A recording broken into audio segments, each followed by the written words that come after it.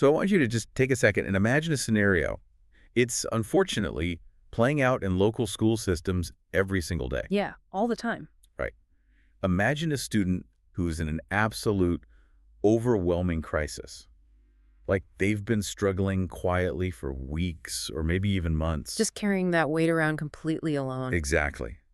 And finally, after fighting this massive internal battle, they build up the incredible courage to walk into a school counselor's office and ask for help. We do the hardest part. They speak up. But then imagine the system looking back at them and saying they have to wait 4 to 8 weeks to actually speak to a professional.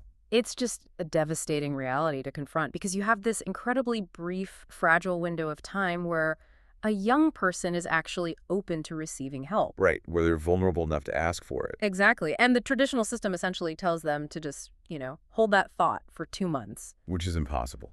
I mean, by the time that appointment rolls around, the crisis has either escalated terribly or the student has completely shut down. They've just withdrawn the request entirely. Yeah, the window closes. And that agonizing 4 to 8 week wait is exactly what we are focusing on for today's deep dive. We're looking at this really fascinating stack of documents detailing a systemic shift in how schools handle mental health. Specifically, we're looking at a program built for K-12 schools in Georgia, right? Yes, it's called MentalSpace School.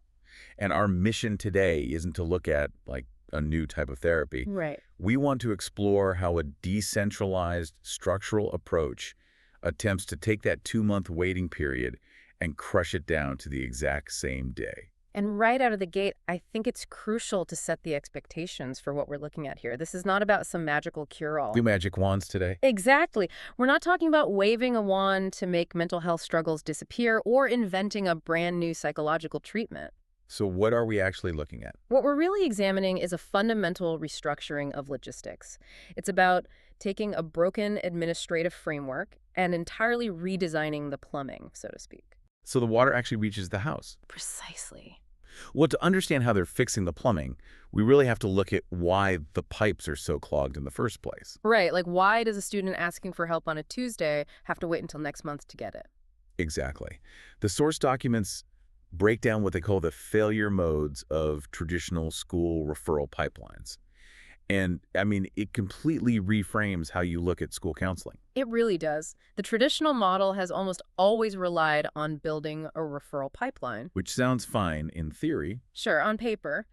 A student comes in, the counselor assesses them, and then the school provides a list of external resources. Right. But the documents explicitly point out how this falls apart the moment it hits the real world. First, you have generic provider directories. Oh, those are the worst. They're often completely outdated. Or they point to community clinics that are entirely booked up for the semester. Which just produces immediate dead ends for the student and their family. Exactly. Handing a student a generic referral directory is basically like handing a thirsty person a map to a dried up well. That is a great way to put it. I mean, it looks like help, but it's actually just another frustrating dead end. They don't have the time or energy to sort through dead phone numbers when they're actively in crisis. And even if they do manage to get someone on the phone, they hit the second failure mode. The wait list. The dreaded wait list, which the text notes is a massive momentum and trust killer. Oh, I can imagine. Think about that student we talked about earlier. If you finally ask for help and get put on a waiting list, the psychological momentum of that brave moment is gone. Your trust in the school's ability to actually protect you is completely shattered. Right. And then there's the third failure mode, the out-of-network barrier. The financial wall. Exactly. Even if a family miraculously finds a provider with an open slot tomorrow, if that provider doesn't take their specific insurance, the door slams shut again. So how does the MentalSpace School model approach this? Yeah. Because it's one thing to say, we do same-day therapy, Sure. but I want to know the mechanism. How do they actually bypass these massive systemic bottlenecks? What's fascinating here is that the difference, as the text states, is pure structure. Structure. Instead of handing a family a map to a well and wishing them luck, they build the well right inside the school's existing ecosystem. So the schools utilizing this program get a dedicated teletherapy team. Yes. But the crucial mechanism here is integration. Okay, let's unpack this a bit Well, because I have to admit, I'm always a little skeptical when I hear the word integration thrown around with tech platforms. oh, absolutely. It's a buzzword. Right. Like, how does a remote digital therapist actually integrate into a physical brick and mortar school without it just being a Zoom link on a sticky note? It's a very fair question. The documents emphasize that this dedicated team hooks directly into the school's existing internal referral workflow. So they aren't a separate clunky portal the counselor has to log into. No, not at all. When a school counselor flags a student in their own internal system, it pings the MentalSpace team Oh, directly. wow. Furthermore, the remote team learns the school counselors by name. They understand the specific student population and the community culture. So they become an actual operational wing of the school support team. Exactly. Rather than a third-party vendor you just hope answers the phone. But let's stress test that for a second. Even if they're perfectly integrated, if they're promising same-day teletherapy access, how do they handle capacity? That's the logistical hurdle, yeah. Like, if there's a massive surge in demand, say, around finals week or after a community crisis, how does this platform not just create a new digital wait list? They handle it through highly robust technological infrastructure. The source notes a 99.5% uptime 99.5, that's high. and 24/7 support. Hmm. Because they're a dedicated network rather than a single local clinic, they can route the demand across their broader system of licensed professionals. Oh, network load balancing. Precisely. They're building a structural safety net that simply does not close. So the capacity scales with the demand in a way a physical clinic just can't. That makes total sense from a logistical standpoint. But it brings up another concern for me. What's that? If this is primarily a high-tech platform utilizing load balancing and boasting 24/7 technical support, Yeah. how do they prevent it from feeling like a sterile corporate call center, like for a kid or a teacher in a very real, very human crisis? Right, you don't want to feel like you're talking to a customer service rep. Exactly. That's going to completely backfire. And that is the exact tension you have to navigate when introducing technology into mental health care. Do the documents address that? They address it directly through the human element of their model. The therapists provided are not just voices reading off a script, they're fully licensed professionals. Okay, good. But more importantly, the text specifically highlights that the network is diverse and culturally competent. Let's dig into that term, culturally competent, because it gets used a lot in, corporate training. Sure. But in a clinical setting, it has a very specific mechanism, right? Absolutely. In a clinical setting, cultural competence means these therapists are specifically trained and equipped to understand the specific backgrounds, values, and socioeconomic realities of the students. And family dynamics, too, I imagine. Yes, it bypasses that initial friction where a patient feels they have to spend half the session explaining their culture before they can even get to their trauma. Wow, that's huge. So when a student feels understood on a fundamental level, the platform stops feeling like a sterile tech product. And it starts feeling like a genuinely safe space. And what really struck me in these documents is that this safe space goes so far beyond just the individual student. It really does. It expands the whole safety net. Yeah, the text outlines an approach that covers the entire K-12 ecosystem. We're talking about student crisis intervention, sure, Yeah. and crucial things like suicide and violence prevention. Essential services. But they explicitly include staff wellness and family counseling, too. Well, if you zoom out and look at the bigger picture, how does a K-12 environment actually survive if only the students are being treated? It doesn't. No. A school is a deeply interconnected ecosystem. The text provides a deeply poignant framework for this philosophy of systemic prevention. What's their framework? It notes that getting help to a teacher before they reach the point of burnout means that teacher is still in the classroom next year. That is such a vital point. I mean, we constantly hear about the national teacher shortage. Right. And here is a structural attempt to retain educators by treating their mental health as a critical operational asset. The cost of replacing a burnt-out teacher is astronomically higher than the cost of providing them with preventative therapy. Totally. And this holistic approach extends to the parents, too. The text talks about connecting with families in the calm. In the calm, yes. Right, so that they aren't navigating chaos alone later. It's a profound shift from a reactive stance to a proactive one. The traditional model forces families to wait for the worst possible day to ask for help. At which point, everything is a five-alarm fire. Exactly. By offering family counseling alongside student and staff support, MentalSpace School is attempting to stabilize the entire environment that surrounds the student. Because a supported parent is going to be infinitely more capable of helping their struggling child than an isolated, overwhelmed parent. 100%. But, all these grand, idealistic visions about treating the whole ecosystem usually hit a brick wall the second they reach the superintendent's desk. Oh, absolutely. Red tape everywhere. Right. Public schools are incredibly heavily regulated environments. How does a school actually legally implement an outside medical platform without drowning in compliance issues? Or privacy nightmares. Yeah, it's one of the biggest hurdles, and the program's architects clearly anticipated it. So what's their solution?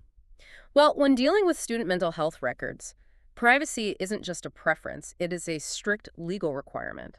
The documents are very clear that the program is fully HIPAA and FERPA compliant. And bridging those two is notoriously difficult, right? Er- Because HIPAA covers the protection of sensitive medical information, and FERPA ensures the privacy of student educational records. Exactly.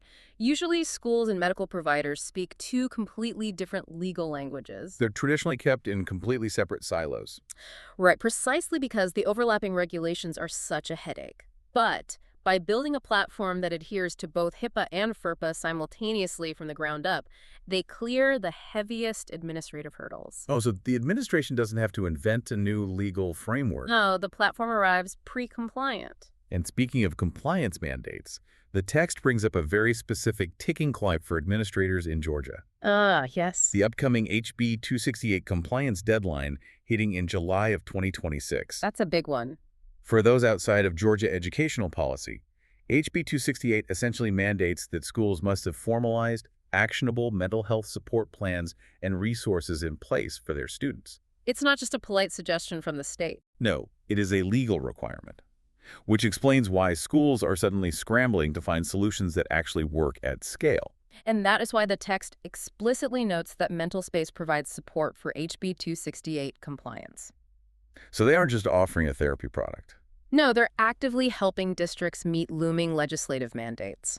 That transforms this from a nice-to-have wellness initiative into a critical piece of administrative infrastructure. But even with compliance sorted, and even if a mandate forces a school's hand, there's always the bottom line. Financials. We talked earlier about out-of-network costs being a massive failure mode. If they are offering same-day, fully licensed teletherapy, how does this model handle the reality of paying for it? Without bankrupting the school or the parents. Exactly. They handle it through deep systemic insurance integration. To truly remove the financial barrier for families, you have to play in the existing financial ecosystem. Right. And the list of accepted networks they provide is incredibly expensive. It really is. They integrate with BCBS, Cigna, Aetna, UHC, and Humana. Plus Peach State, CareSource, and Amerigroup. Right. By casting that wide of a net, they are actively disarming that out-of-network barrier that usually stops families in their tracks. It's huge. But to me, the most critical financial number in this entire document is what they charge for Medicaid. Oh, Medicaid patients pay $0. $0. Nothing. For a student on Medicaid, the cost of same-day, culturally competent teletherapy is absolutely nothing. Do the documents explain the mechanism behind that? They do. Because usually, schools struggle immensely to bill Medicaid for services provided on campus. It comes back to that structural integration we discussed earlier. Because MentalSpace operates as a compliant medical entity that plugs into the school, they manage the complex medical billing directly. With the insurance providers and Medicaid. Right, rather than forcing the school's administrative staff to figure out medical coding. That is so smart. When you combine that back-end capability with a wide insurance network, you are genuinely removing the financial wall that keeps so many lower-income families trapped on wait lists. Absolutely. And when you remove those barriers, the 2-month wait time, the generic directories, the tangled compliance fears, the out-of-pocket walls, you start to see the tangible return on investment. The ROI of support. Right. The source data zeroes in on the actual outcomes of this structural shift, and I really want to interrogate these numbers because they are striking. Let's look at the data. According to the documents, schools utilizing this model see an 89% improvement in attendance. Wait, I have to pause on that. 89% is a massive number. It is. Do the documents clarify what that actually means? Are we talking about chronically absent kids suddenly having perfect attendance, or... It's a reduction in overall truancy days. The data reflects an 89% improvement in attendance, specifically among the students utilizing the platform. Oh, okay, Uh, so a dramatic reduction in absenteeism for the at-risk population. exactly. It proves a foundational concept, really. Mental health isn't a separate secondary issue from academic success. It is the literal prerequisite for it. If a kid is crippled by panic attacks or severe depression, they simply aren't coming to the building. Right. And that leads right into the second metric they report, It is. a 92% reduction in anxiety among the students actively using the platform. Wow. If you have an 89% improvement in attendance and a 92% drop in anxiety, you aren't just helping individual kids. We're completely transforming the dynamic of an entire classroom. Because a teacher isn't spending half the period managing an unaddressed mental health crisis, Exactly. It transforms the community dynamic, too. The final outcome metric provided in the text is an 85% family satisfaction rate. which is practically unheard of when dealing with school bureaucracy or healthcare. It really is.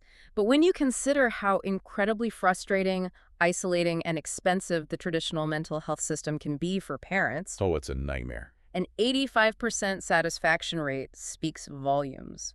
It shows the sheer relief that this structure provides when a parent is told, "We have someone who can speak to your child today." Instead of, here's a list of phone numbers, good luck. Exactly. Well, it really all circles back to the core takeaway from the text, the vital transition from a reactive system to a proactive one. That's the heart of it.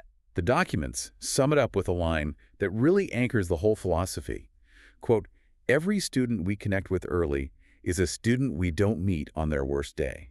That's powerful. That is the entire mission right there. If you don't make them wait 4 to 8 weeks, you don't have to meet them at rock bottom. It's about changing the baseline of care. By making the support immediate and frictionless, you catch the sparks before they burn the house down.